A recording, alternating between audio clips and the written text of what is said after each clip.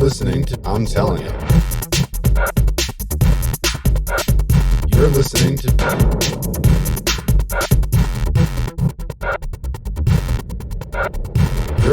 to I'm Telling You. Hey fam, welcome back to another episode of I'm Telling You. I'm telling you, man. Ba-da-ba-ba.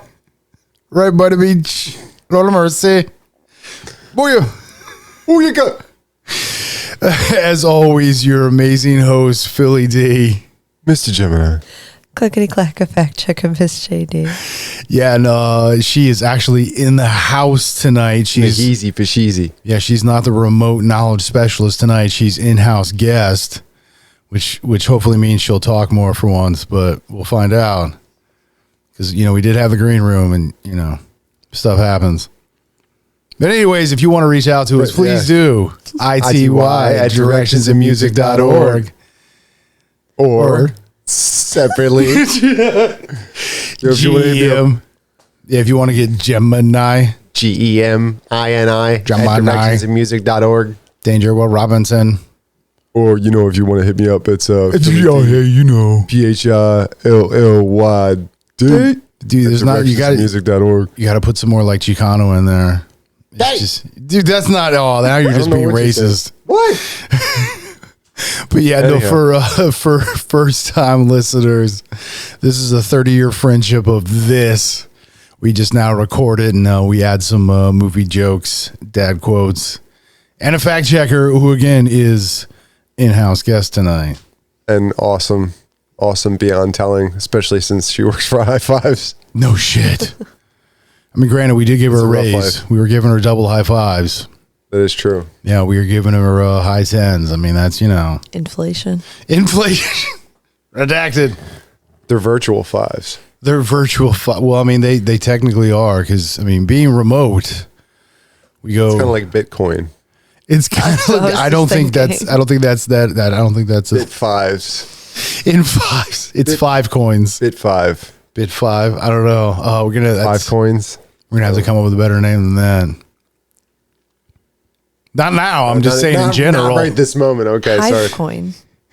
What? 5 coin? Hive. Hive. Like no, hive. High five. High. Hive coin? Hive. Hi. I feel like. Dude, I just got Jurassic Park where it's a hide. A what? A hide. You hide high. He's like pointing in the air because it's this little thing that takes you and hides you up high. So it's a hide high. And they just couldn't. They didn't. Hide high. You're just like, dude, speak English. I don't know what you're saying right now. I don't know Japanese. I don't know what you're saying. Yeah, right. I don't speak none of that. Hide. Yeah, it's what it sounded like, but that's not what he was saying. Yagi-san. He was not saying that either. No. Yeah. Although I think that might have made that scene a little bit more interesting if he was. That would have. See, that's when you can into not another teen movie kind of a thing. Left where it's side of the street. What? Okay. Right side of the street. Okay. No, safe. It's safe. Yeah. You walk left side street, safe. You walk right side street, safe. You walk middle road. Hide. Crush like grape. You hide. I know that's not. Oh, yeah. Again, first time listeners. 73%. Well, I was also strap in for this because this doesn't get any better from here. It does get funnier though. Hopefully, maybe, probably. I don't know what it looks like from your perspective, so. It probably doesn't look like anything because they're listening. Oh, yeah. Well, hey. You got me there. Oh, you got me good there, fucker. Well, what about that image that's imprinted on your brain? When you paint the word picture correctly. I blame people for that. Like, why did you burn that into my... Dude. Like, does it... and Tesla believed, I'm going to throw this in there tonight, that Nikola Tesla believed that when you had an image in your mind, it was kind of like that fifth dimension shit. Like when you have an image in your mind, he believes that it's sympathetically played on your retina and then it could be read and scanned just like anything else and reprojected. Well, yeah. Like that you could project your thoughts. Well, so there's in the secret and then the answer, that's what they talk about when you're reprogramming your brain is because you have to do meditation, then visualization, then affirmation. What you're doing is the meditation is basically like wiping the slate clean. You're erasing the board. Then you go to visualization. You're imprinting into your brain the shit that you want it to see. And then you get to affirmation is you then say words that support what you just showed your brain. And in doing that, that's where you get to the what they call the RAC, the Reticulum Activation Center. That's the learning spot in our brain. Whereas we ingest stuff, that's like the thing where it's like RAC, I'm thinking Rennes Center. Yeah, I know. Yeah, no shit, right? That's what they're Yeah, I never made that connection. Go to the Rennes Center. Well, that's you totally show up, you get yourself a washer dryer and a fridge combo. Then would you know? But yeah, no, seriously, that's like. So you're saying, and that's what you're doing is you're showing your brain, because that's the part we can actually have control over. Like you said, fifth dimension. So when we can visualize, when we can put that image and basically burn it into our brain, the more vivid, the better. Your brain then starts to work for you, and it's now going to filter out the stuff that wouldn't be supporting. Doesn't and it apply to your vision. Yeah. Well, yeah, because that's the thing is, so all the stuff that we ingest, the TV we watch, the shows we listen to, all that kind of stuff, the jobs that we work, the family life that we have, everything that's always around us at all times, which is all things, that generates a certain view.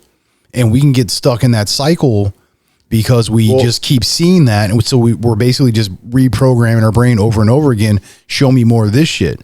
When you finally break the cycle and start to show your brain what you want to see, your brain then starts to reciprocate, and it starts to bring you more of that. You're then resonating on that level. You're seeing things that were there before, but you didn't perceive them because your brain ignored it and it showed you other stuff. So yeah, I definitely agree with that. But I mean, he was also into like part of that is ignoring things going on around you. I mean, I guess that'd be the other side of the argument. Like, what are you missing as the rest of life goes by? Like, is that even important? Well, or is this some kind of transcendental thing? To me, that becomes the realization when you start to get, that crossover where you're like, holy crap, this stuff's probably been here all this time. And I just didn't see it because I was too busy looking at this other thing. It's like the old magician bending the spoon. You're looking at the spoon, all of a sudden this thing happens, and then you're just like, oh, you missed it. You just, it just did. How much of it has to do with, because I've been getting a lot of that stuff lately too, like the little techniques that you can do before you go to sleep, like trying to realize where it is that you start to lose consciousness, because you'll never be able to find that moment. But if you try for that, like it puts you in a strange theta state, which is like lucid dreaming, winding the clock back to when you were 7 or younger. Well, yeah. Well, that's really a theta wave. Yeah. But that's also putting yourself into a very suggestive programming state. That's when you're registering on a level that causes your brain to ingest that information. So, well, and is there a correlation between that state and DMT? I mean, were we truly getting high as kids when we were just having these thought experiments in our heads? I would say when we're like spinning in the yard, getting dizzy. Yeah, I mean, some of getting, like, your first experience of getting drunk was basically getting on the tire swing and everybody like started spinning the shit out of you. And yeah, right. Next thing you're ready to vomit and they're like, here, run, go that way, go to the slide. You're like, no. See, I always like when you get spun up enough and then they just like stop you and then just let the rope like uncoil and then you spin like even faster in reverse. But we've talked about that before though, that state that you're in, like 7 years, it's like up to 7 years of your. Yeah, I think that's life. What it is. Yes, the first 7. So from the day of birth or perception or ability to ingest, like all of that's just you're building your base programming for how your brain and or body functions. Because going to a Dr. Dispenza or whatever. Or, like, what does it say about me when I spent a good portion of my time then, like, just kind of zoning out? Like, literally just zoning out, like Office Space style. Like, but see, I don't think that's necessarily a bad thing, because as long as you had the same like thoughts, if you were still putting the same image in your brain and it was being something towards who you are and being good. I was a dreamer. Like, I thought anything was possible. Well, but that's what I'm saying. Not that that's really changed all that much, but It's just in a different way. Like you understand that, in a way, everything is possible. But see, that's the thing is like the more you can focus on that dream, the more you start to program your brain. This is really what I want to see. And it does what it can to take you there and show you that. I mean, I told you some of the shit I've seen when I was a kid. And man, we've all had fucked up past, bro. This is not drug induced. This isn't, wow. Maybe it was caused by concussion since I had one at that point, but I'm not sure. You rock your brain so hard it hard like to decipher. DMT It's for like you. talking to somebody who's done several LSD trips. It's like It's a different reality, man. you gotta really feel it out. You're not really sure. Like obviously you're programmed a little differently. When you are from that day. Is that a negative thing though? And that's what I wonder. Like people say, well, it changes you forever psychologically, and it's like, well, maybe that'd be a good thing. I mean, honestly, I mean, for the most part, but see, this goes back to the whole thing of my goal is to always be good or better at being good. So that's my focus. So no matter what happens to me, no matter how fucked up anybody could say like, oh, that's so, gnarly. I can't believe you went through that and you're still like functioning. You know what I mean? When people sympathize and empathize with all those things, and it's like, if I'm supposed to, then, what I'm dealing with, no matter how negative, I can learn from it. I can grow from it. I can be bigger, better, stronger. So no matter how fucked up it may be to somebody else, to me, that's a learning experience that taught me a very valuable lesson. And I'm appreciative of that. But I also had to flip my mentality to live there. Yeah. I would never take back any of my experiences because they're what made me who I am. Yeah. You know what I mean, like, in the same sense, like I can't imagine never having had the 66 times that we always joke about, but never having some of the experiences I had growing up, and maybe I wouldn't be the same person. I mean, I definitely wouldn't be the same person if it wasn't for all those things happening to me, and trial by fire, if you want to call it that, for some of them. But learning to come out of that, and a lot of that is just solitude. Like it's learning to be with yourself and love that. And it took a long time for me, and it was because of forced solitude. Yeah, but I mean that touches, but that touches on.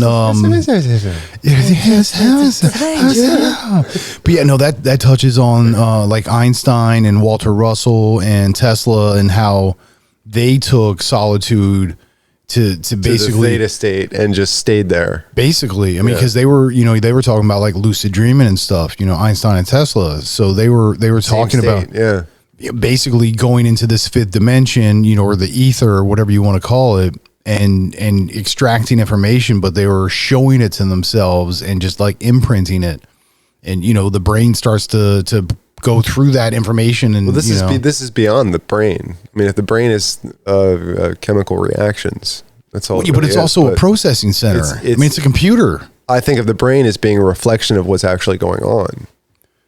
I don't think that it's actually what's going on. See, I think the brain. I don't think we can minimize everything to, and that's the question. That's the true question, though. I mean, can you minimize this experience that we want to have, like this feeling of oneness with the world? Can we experience this without drugs? I think so. Right. But does that experience, if it can be drug induced, actually exist at all? You know what I mean? Like, but see, that's why I'm like, to me, the brain is the machine. It's, it's the processing center of the body. So the body being like the overall mechanical avatar or whatever. The spirit is the thing that drives it more or less, but that's where your soul comes in. And like, that's the thing that ties all of it together. It is that connectedness. That is that oneness between you and all things. But you also have to have that appreciation for each thing separately. You know what I mean? Like you have to understand that, yes, I am a body, but I am also a soul. I am also the spirit of love and light. Like you have to embrace that balance. That's the thing, because you have a body that gives you a series of responsibilities. Right. Which no matter how you look at that, it gives you a series of responsibilities. Yeah, like constraints. Which are completely different. not necessarily mutually exclusive, but completely different from your responsibilities as a spirit. I agree with that. And I think that's the Like a lot of dichotomy of that being a crap human. about making an honest wage isn't necessary for that part of it. It's completely unnecessary. Oh, yeah.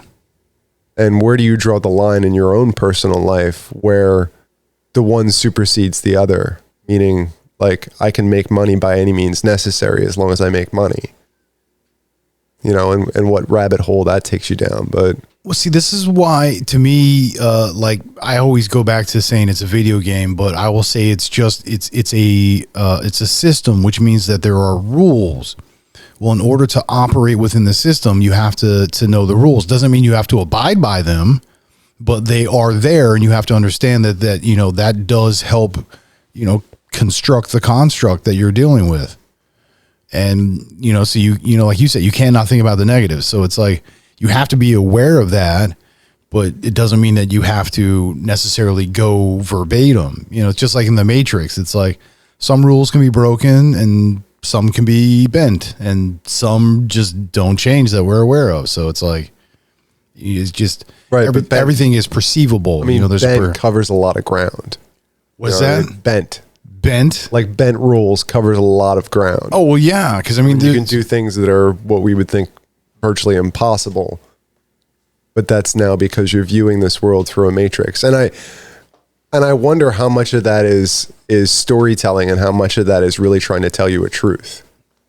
You know what I mean? That to some extent there are things that you can do that put you beyond the boundary of what we think is possible because it is capable. We just haven't figured out. We haven't recorded it. It hasn't. See, that's when I say, look at Bruce Lee.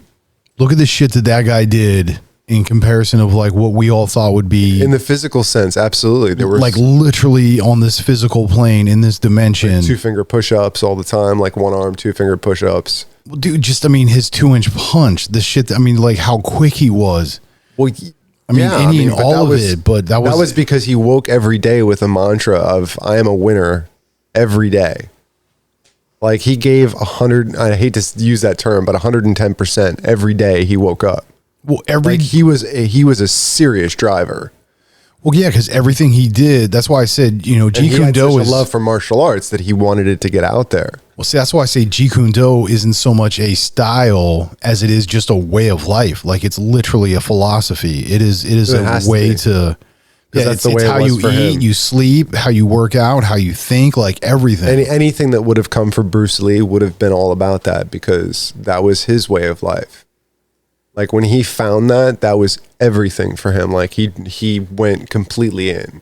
Yeah, look what he was able to do with that shit. That's insane, bro. And that's all because he was trying to prove something to the guy he always wanted to be his sensei.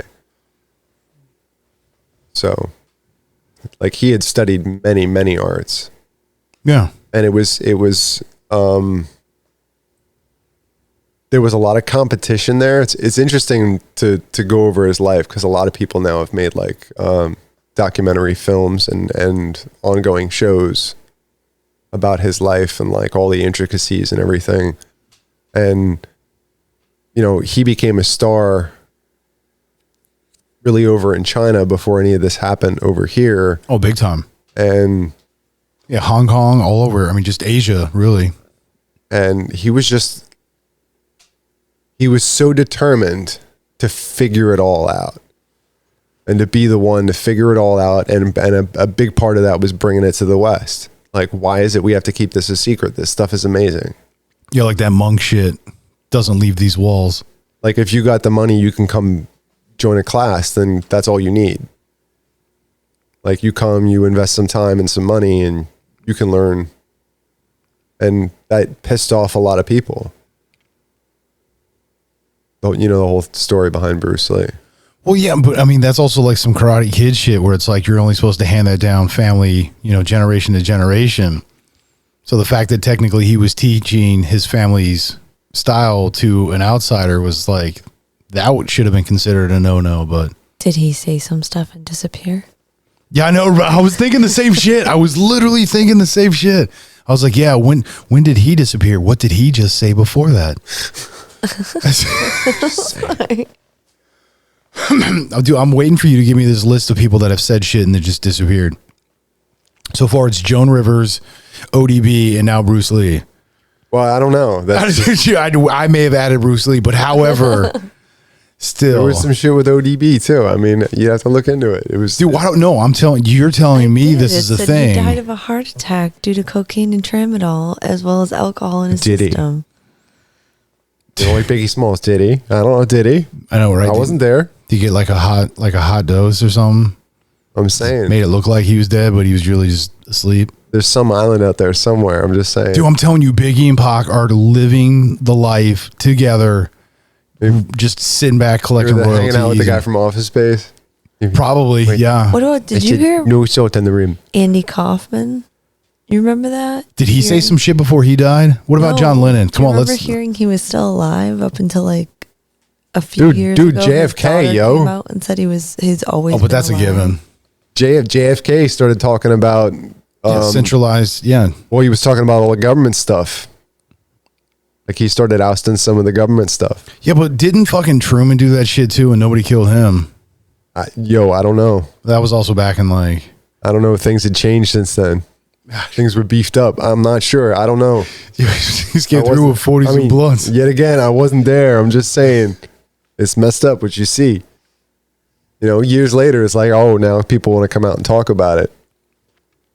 Yeah, I mean, but that's still, I'm saying, like, I want that list. I mean, sometimes I'm not saying anything, you know what I'm saying? But sometimes I'm just saying, you know, I'm not saying, possible, you know what I'm saying? just saying. Anything's possible. Yeah, which world do you live in? I'm just saying. I mean, I would say in my lifetime, especially the last handful of years. What's a handful of years? I don't know. 5. It's some unbelievable that I never would have thought. You know what I'm saying? It's the world we live in, I guess. I don't know, but. What would you call ODB. 10 years? If 5 is a handful. Well, 5 is a handful, I think. Five So fingers. what would 10 be? A really good time. That'd be both hands. Hey-o. I got both hands on the matter. It sounds like a good Friday night to me. It's Saturday, bro. Sounds like a good Saturday too. And one good turn deserves She's black another. in a motherfucker too. Oh, hell yeah, man. But see, and that's like, dude, this is why I believe it's big to know your history. Because like, if you go back and you really look at a wide spectrum, because we can now, because we have so much written history, we can start to gain, I think, a better perspective. So where, 100 years ago, we looked at this information, then 50 years ago, then 30 years ago, you know what I mean? So like adding all of those things in, the data can still point to a certain outcome, but if anything, to me, I see in the data is that, you know what, we don't have a wide enough spectrum of knowledge to even speculate on half the shit we try to talk about. I mean, that's what that's what history's taught me is, I know that I know nothing. I think that's to me, that's a humble, but also honest and impeccable statement. I mean, the only thing I can really say is that I don't know anything, because all of what I'm perceiving is that exactly it. It's a perception. That's the difference between intelligence and wisdom. So the wise man realizes that he knows nothing, because on each new realization, you have a half a dozen other questions. There's always something left to be answered. You know what I mean? I agree with that. Well, to me, a question is always just brought up more questions. So a wise man realizes that what he knows is only a percentage of, like the head of a pin kind of thing. It's not as far as all the knowledge out there that could be had. It's like seeing that freaking... That's why I'm so sad for people like Nikola Tesla, honestly, because like... Said some stuff and he disappeared. Where he could have... I'm telling you... He said some stuff. Actually, he wrote it down. He's on that list too. He said some shit and he disappeared. I'm just saying. He wrote it down. That was stuff. And so, yeah, right. Not all of it, but what seems to be the pertinent shit. I guarantee you that, dude. That's what I'm. All right. So going back to that, remember the video I showed you where they were breaking down for UFOs. He had Well, they wouldn't have been UFOs. They would Like have it would have been been shit that would basically run off of his network. He was talking about, he was dreaming. He was talking about making these well, yeah, because basically aircraft that could fly on this current that he's creating, that he's passing through the air. he's grabbing from between ground and sky and just collecting and then dispensing. Exactly. But that's the thing is like, I mean, so even if you talk to like Elon Musk, he even says one of the biggest things for them to overcome with the rockets is the amount of combustion that's required, the amount of energy that you have to have. So the fuel that you have to burn just to get a payload into space. He's like, that's the biggest, barrier to break. So having that Tesla style energy that would just squash that shit. It'd be gone. And like, what would you use though? I mean, in that case, it wouldn't be like hydrogen cell or. Well, I mean, I'm not the scientist, so I couldn't tell you the specifics on that shit. But I mean, you're talking about going from needing a combustible fuel to something that is possibly, disrupting gravitational pull, basically allowing yourself to almost propel through it because you're. Why would it have to disrupt anything though? Well, but that, You're talking about a spacecraft that could basically ride the electromagnetic currents of. I'm talking about something that basically literally interrupts, time, space, gravitational pull, that whole component to the point where it just pushes you through it because you more or less don't exist within it. Oh, what was that movie? Well, yes. Flight of the Navigator. No, the spacecraft that would it basically created a black hole. Oh, you would go from point A to point C. And you basically fold the universe around and just jump. Event Horizon. Event Horizon was the area in between. Yeah, but that was also the name of the movie. Yeah, it was creepy. Yeah, but that's a solid understanding of it, though. But I mean, yeah, I think in that fashion, you are opening yourselves up to like cross multiple universes at the same time. Well, if you don't get the math right. Dude, and do we have the right math? I always mess up the decimal point. I mean, that's what I think about. Like, is Terrence Howard maybe onto something? Like when you start talking about something that has to be three-dimensional, like understanding space and time, math can't be a linear equation. Like there has to be. I think there's some truth in that. Because what was his whole thing? 1 times 0 is still 1. Like that was one of his problems with math, is that where did that 1 go? You still had 1. You multiply it by nothing, you still have 1. I agree with that idea. And it was just like the basis of all his math was based on that. He's like, it doesn't apply to reality because it doesn't make sense. Like to have the understanding of 1, you have to have 1. Like you say 1 times 0. Well, it's like 1 plus 1, but no, it's 1 plus 0 would still be 1. Yeah. Because what is he? Something about multiplication is actually just like addition on steroids, basically. Well, it is. So he said if you look at it based on that, like it makes perfect sense. Yeah, no. Like 1 times 1 in that case would be 2, which messes everything up because all the way up the chain, like your whole math has to be rethought out. See, I'd like to sit down and actually like go through this.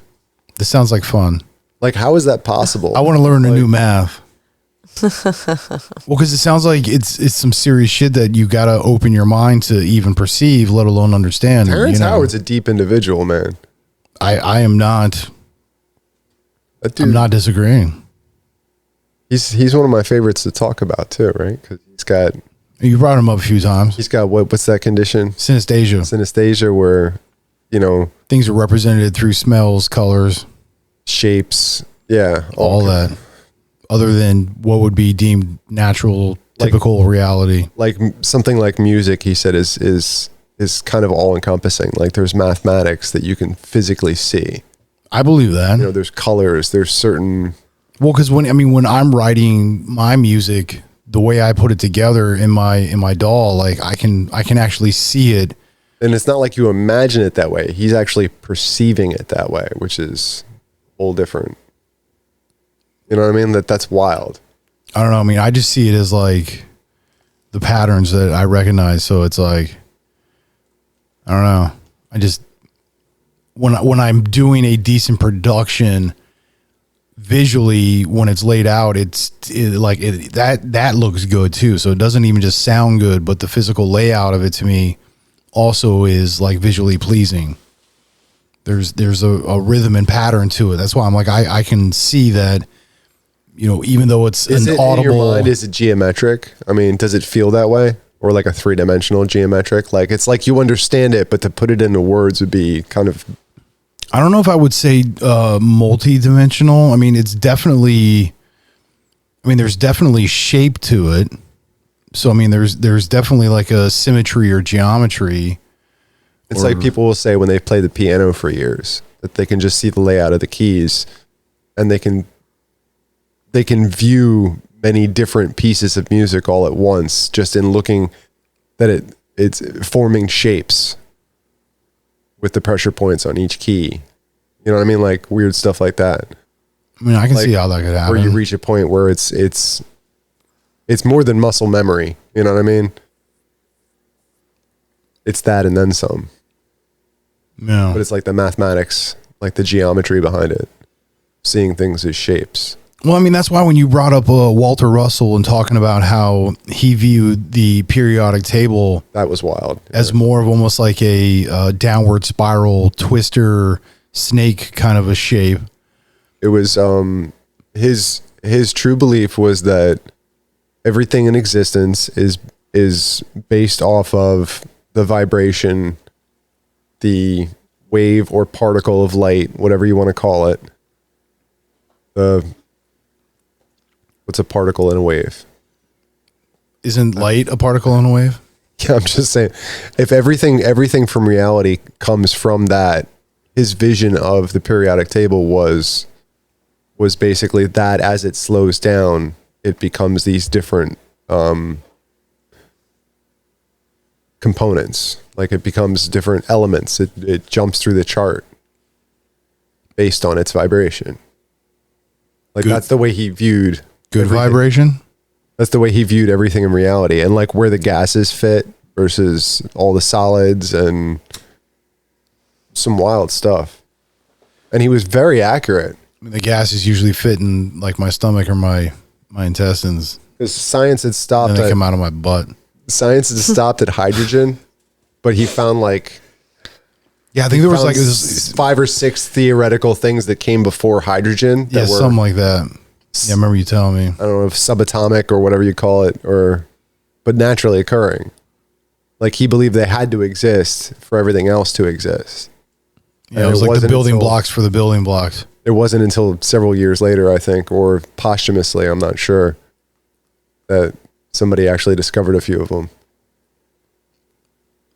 I don't even know what they're called. Whatever comes before, because we always thought hydrogen was the first. It's the first on the chart, but he actually found things that came before that. Well, and I don't think it's that it's. I mean, I would say I don't think it's that we're saying that it's the first. It's the most prevalent, simplest that we're aware of. Is I think more accurate representation. But I don't remember what he had to say on dark matter. I don't know if that ever became a thing with him or not. It's very sad and depressing. Dark matter. Yeah. It's into goth. It's so sad, yeah. Wears black all the time. I was like, it puts on mascara and fishnets and yeah. It's dark. Has like a floating bag and a camcorder. Yeah. All their friends look like Edward Scissorhands. Dude, Edward Scissorhands dope, bro. That guy can dress, man. I'm just curious how he goes to the bathroom. That's what I want to know. Yo, for real, man. I mean, for how long? How come nobody ever brought that up in that entire movie? Yeah, like how do you hold a spoon with those scissor hands? Dude, fucking spoon. What about my penis? That's what I'm saying. You got to hold a spoon so that you can hold the, I'm just. What? You need the spoon to get it out of the. I think you thought about this a little too much. Are you into some shit that I don't know about? Like, do we need to talk? My first concern would be, what do you do with all those scissor fingers? You got scissor fingers, bro. And you couldn't have Swiss Armied that shit with something like just like something with Velcro that you can just like pull down and just kind of just go right there. And I don't know, how does that work? I always wondered about that too. How does that happen? I love the imagery that you gave with that. Yeah, Edward. Yeah, like how do you with it? Yeah, because all your fingers have got right, and his thumb too. Or Yeah, but wouldn't you cut the cord if you're using it with the scissors? Like, I mean, how do you even grab your cord when I don't know. he just has like breakaway pants, like Maybe he's you a have- Chippendales If dancer? you have a small piece of Velcro on the glove that you're wearing on the one hand, How did he get it there? I don't know. You stitch it on. Dude, he can't stitch. He can only. Somebody had cut. to do it for him. Somebody built all that. You know, I mean, do we know I this don't for a know. fact? No. I'm looking at calling out Tim Burton. Dude, he's like, I'm looking this up. I got to see. Does he know how? Is it possible? How does Edward Scissorhands pee? Or is it he doesn't have a penis? I think this is a fair question. How does he pee? Maybe he sits down. Maybe he was like 12 and he was like, oh well, I guess. But how do you pull your pants I down? just sit from here on without out. having like no pants. Like oh fuck. Maybe it was like crotchless or something. Maybe it was like something new getting- that we've never even heard of. It's getting quite disturbing the more we think about it. It's getting It's getting kind of heavy. heavy. something. Yeah. It does- Yeah. Well, it talks Yeah. about how he was created, and it says he was created by somebody. Yeah, there was the dude that was up in the house. He was like, It's always the dude up in the house, the creepy house. because solitude, man, solitude. It's what happens when you don't interact, when you don't have any social. It's like the scientist in 9. You ever watch 9? I don't know, just 9. 9 Oh, yeah. Actually, I did see that once. with the 9 little Yeah, I did watch that once. animatronic, Animatronic, whatever humanoid. cyborg doll thing, Yeah, with kind of freaky. it was post-apocalyptic or What if it was? apocalyptic. Let's say, what if it was pre-apocalyptic? What does that mean? I don't know. It makes people think. It's provocative. Nobody knows what it is. Oh, my lovely We lady don't even humps. My humps. You're really stuck on that, aren't you? My lovely lady humps. What you gonna do with all that junk? All that junk inside your trunk. He's like on the run. He's like on the freaking. He's on the fucking running, like on the track. Yeah, Can't even touch it. It's about- yeah, he's on the track machine, whatever the hell that thing's called.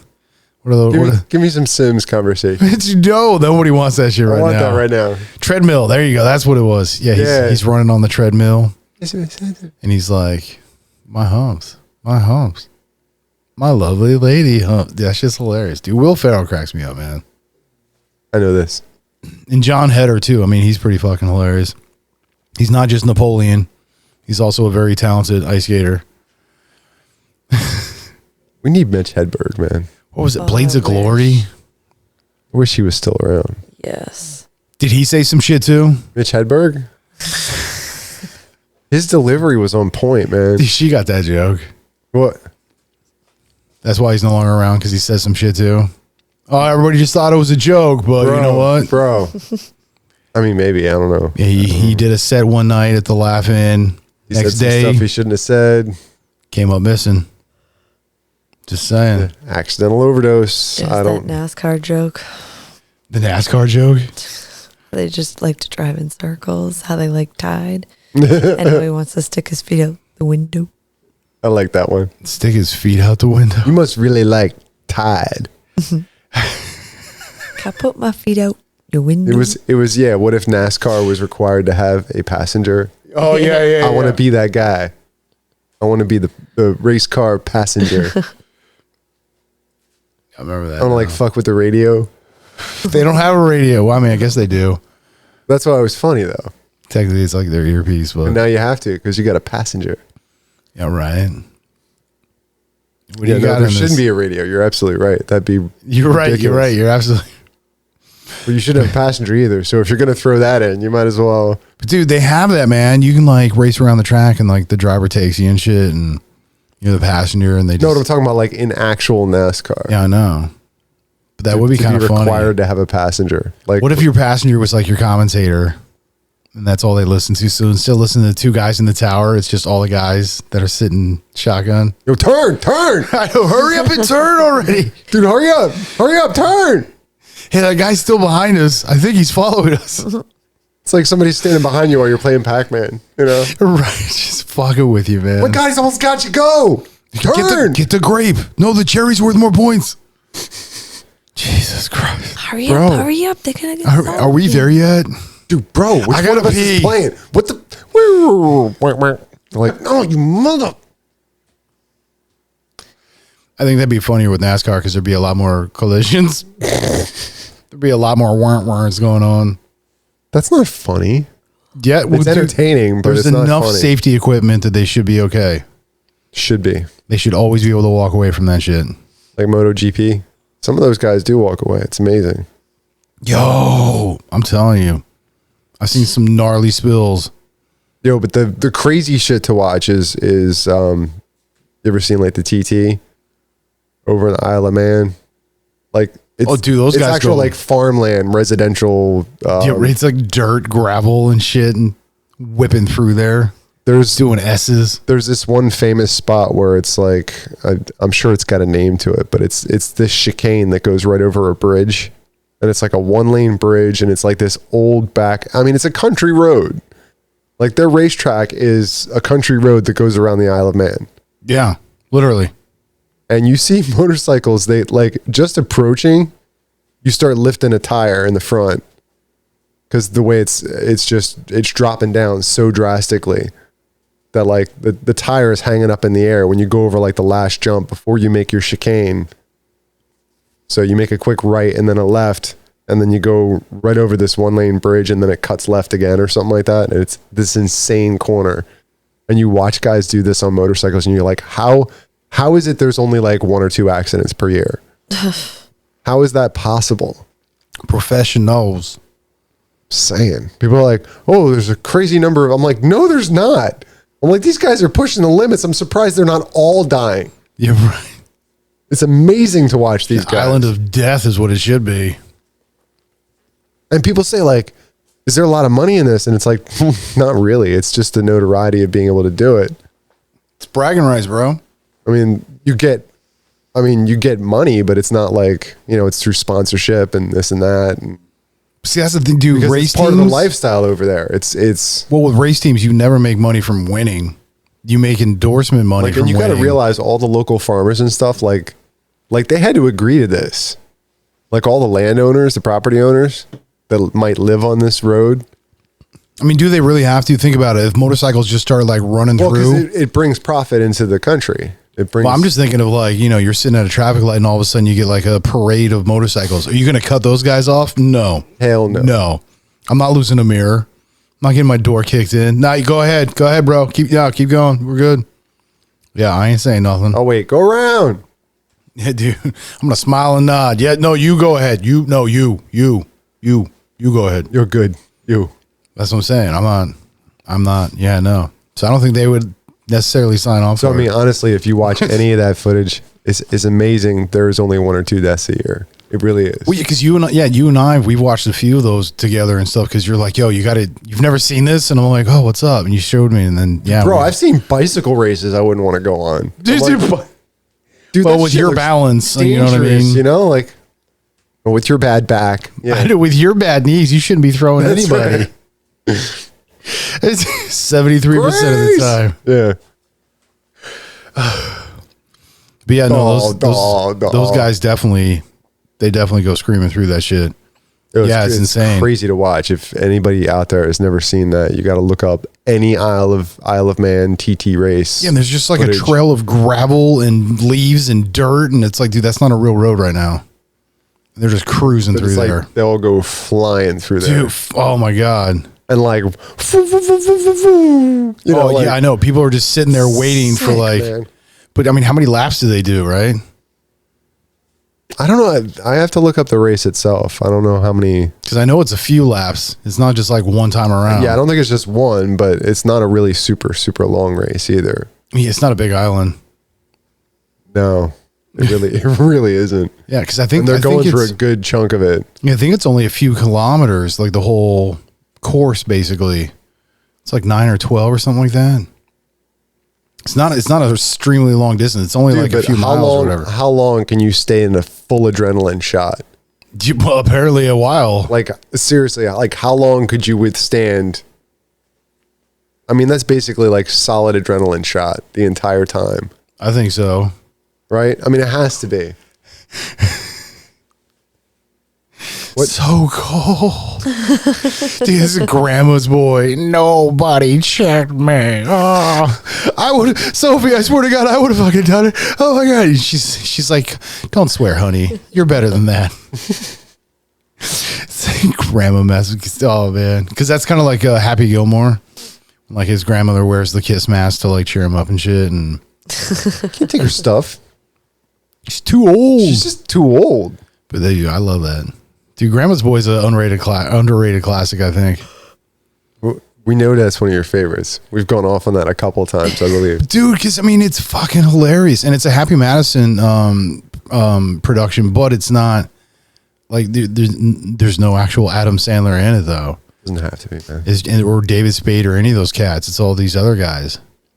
But, I mean, you still get freaking Dante in there. Yeah. The guy who's like super tan, hanging his Christmas tree up in July, with a fucking lion and an elephant and a monkey, teaching him taekwondo and shit. That was pretty funny. Drive, monkey, drive. Dude, when he calls him up, he's like, how baked are you right now? He's like, who is this? He's like, fuck, you're torched. He's like, your Satan's got your grandmother, and it's down. You gotta like Mr. Cheesel's holding. It's just like, what? And he's like, oh my God, my grandma's in trouble. I gotta go. And it's like, how did you know what he just said? I did because that's same knows. thing with like Saving Grace, where it's like they go in, they're talking to him, and they have no idea what's going on, and then the fucking stoner walks in. He's just like, up the hill on the left. She's like, how the hell did you do that? It's just Rob Schneider was in it. So was David Spade. Was he really? Yeah. It must have been like a bit part or something. Oh yeah, he was. He was the waiter, Cheyenne or whatever. Shiloh. Oh, that's right. Shiloh. Then, Rob Schneider was Yuri. Who the fuck is Yuri? Oh yeah. He was the landlord. You forgot smoking lamp. And chucks it. Oh, I'm sorry. Was that expensive piece? And Dante was Totally. Peter Dante, and he's in a lot of the Adam Sandler movies too. Yeah. That's what I say. Yeah, you got him in there as the drug dealer dude. Gives him the freaking illegal cable box. Just don't let anybody know. Grandma's gonna be doing some time.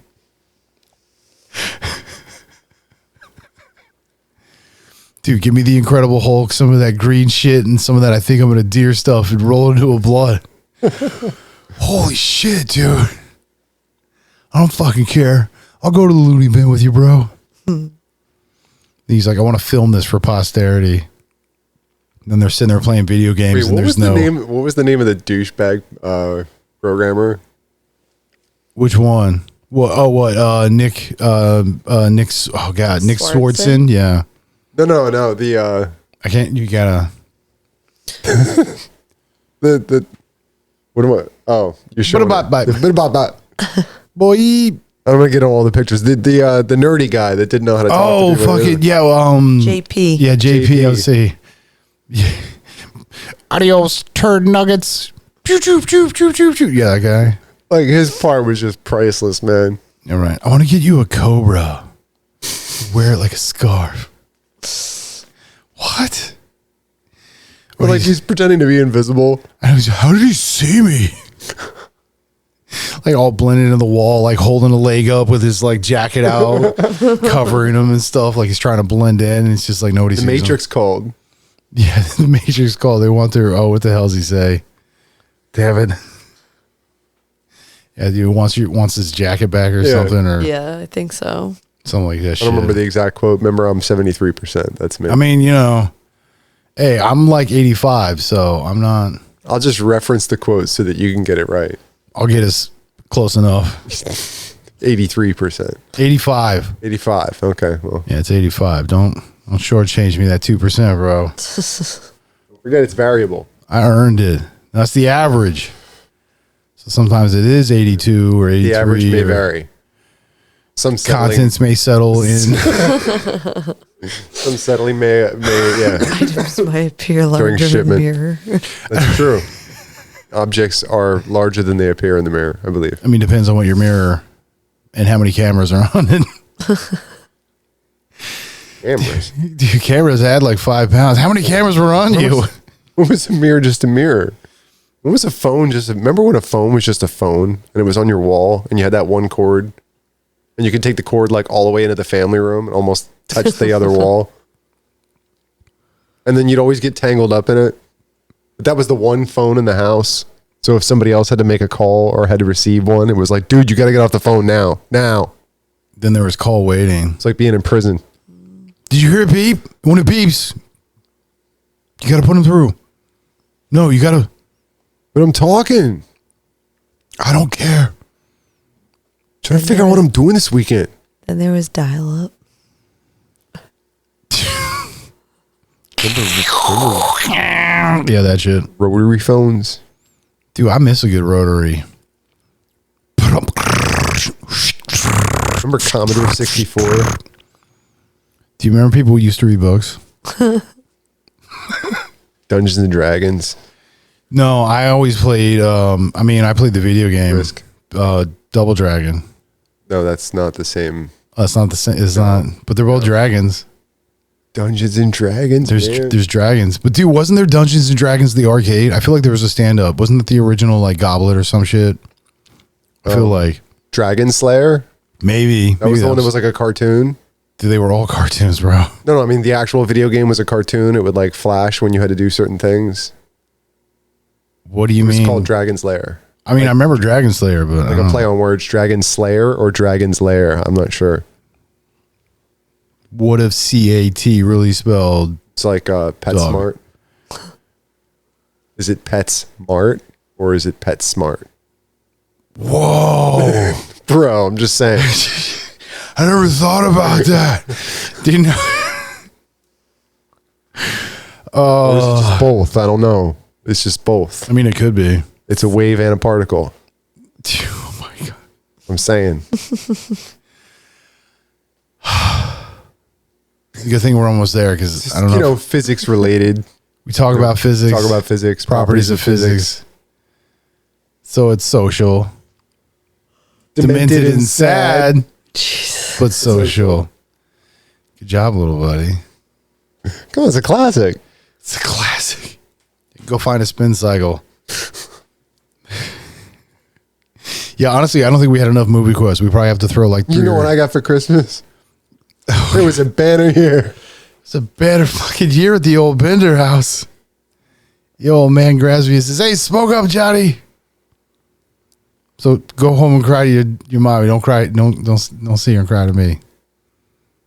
What about you, Dad? No, that's Yeah, no, I get it. you're. I was still on the other thing.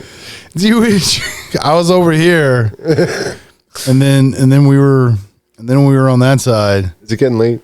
and then there was somewhere in the dude. That's what I said. I'm so glad this is almost over. See, you what's- wasn't even paying you know what's attention to that funny? shit. I'm not even drinking my beer. I'm not. Oh Jesus Lord, we're almost done, and now he's gonna drink his beer. I guess. You gonna pound that pounder? Well, he doesn't have to drive tonight. Yeah, I know, right? I'm not gonna pound it. Yeah, alternate studio. I'm gonna enjoy it. Somebody lucked out this evening. It's all right. Studio B. What's the B stand for? Oh my God, it's early. Wait, no, it's Barely not right. gold plated. Barely gold. Yeah, you know Burley. You know Burley. That's Burley gold plated. It's nickel plated. It's nickel plated. I mean, can I get my nickel back? Hell Put no. on pump. No. We ain't getting paid. Make that into a beat. What make what into a B? What, like right now? You can't put me on the spot. That's okay. not how this works. I can because you're on the mic. So are you. You don't hear me But talking. I don't beatbox. I thought that was your thing. Give me some bourbon. A beatbox for Always bourbon. Always the show that I don't watch that you're Yeah, talking no, about. it's a How I Met Your Mother joke. Dude, that's a freaking great episode. That shit cracks me up every time I watch it. Cause he's like, how many times? Chicka-boo, chicka-chicka-boo. That's like him beatboxing. Mic drop. Well, cause all right, so it's the episode where they're trying to figure out what kind of alcohols make you do what. Mm-hmm. And so Lily, the one chick's like asking everybody, it's like, hey, what's this liquor do to you? What's the one that gets you angry, whatever. And then she asked Ted, and Ted's just like, bourbon. He's like, I get shitty on all brown liquors or whatever. He's like, other than bourbon, he's like, then I'm an insane beatboxer. And he like they cut to like his memory of it. I did see this up, yeah. And he's all like, he's like, and he's like, and like scratching the record and all that shit. And then he like mic drops and walks out, when in actuality, it's like, boo, chicka boo, chicka boo, chicka chicka chicka boo. And then like just drops the mic and goes to like high five somebody, and they're just like, no. No, bro. That's a hard pass, homie. You don't even know. No, he did not. He definitely did not know. Someone did not tell him either. Yeah, but then there's also the one where he does like the 6 shots of Red Death. That's when he sleeps with Trudy and they have the pineapple incident. Because there's a pineapple and they don't know where it came from or how it got there, and only Trudy is the one that knows, but they can never get a hold of her to find out. And when they do get her, like in season 3 again, they still never find out how did the pineapple come about? Where the fucking pineapple come from? I'm like, what's the pineapple incident? See, I need to watch this show apparently. Dude, I've been telling you this, and I tried watching Parks or Community. I did it, bro. I legit sat down. I started watching a couple. Just I couldn't. It's not happening, bro. Couldn't get into it. I tried, man. I literally did. I went through the first 3. Actually, I made it through like 2.5. I'll be honest. I got like halfway through the 3rd, and I was like, just not getting it. But I mean, that's the problem though. Is like the first couple episodes, it's like the start of a pilot, and it's like so then they're still doing character development and all that shit, and so it's. I don't know. I'll try again. Funny moments, and I thought there was a lot of crossovers with stuff that we like. But hey, again, I will give it another. I'm gonna give it another try, just because I want you to watch How I Met Your Mother with me. I will bite that bullet, bro. I'll do it. Well, we got to start with the Slapsgiving. Well, yeah, I said that. Well, no, all of the slap episodes. There's 7 of them, so it's not just Slapsgiving, but that's where the lead up and all. Yeah. So it starts 7? With the slap bet, then it goes into Slapsgiving as well. So there's 3 Slapsgiving episodes. I thought you said something about a bonus episode too. Is there a bonus episode of Slaps? Not that I'm aware of. No.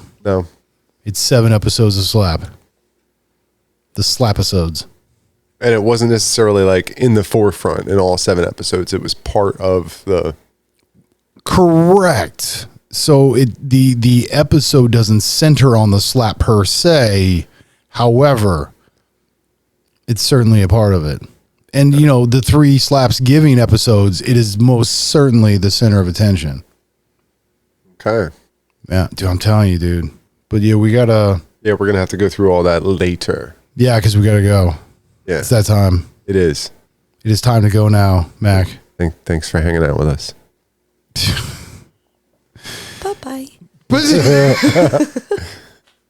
Bye. But yeah, no, hey fam, yeah, this has been I'm Telling You with Philly D. This is Gemini. Clickety clack, a fact checker, Miss JD. Yeah, and if you could please reach out to us, you can get all 3 of us at ity@directionsmusic.org, or individually you can get Gemini GEMINI at directionsandmusic.org, or Philly D at PHILLY at directionsandmusic.org. But yeah, thanks for checking us out. We greatly appreciate you. Please come back and listen again. And as always, be good to yourself, be good to everyone else. Much love. Peace. Peace.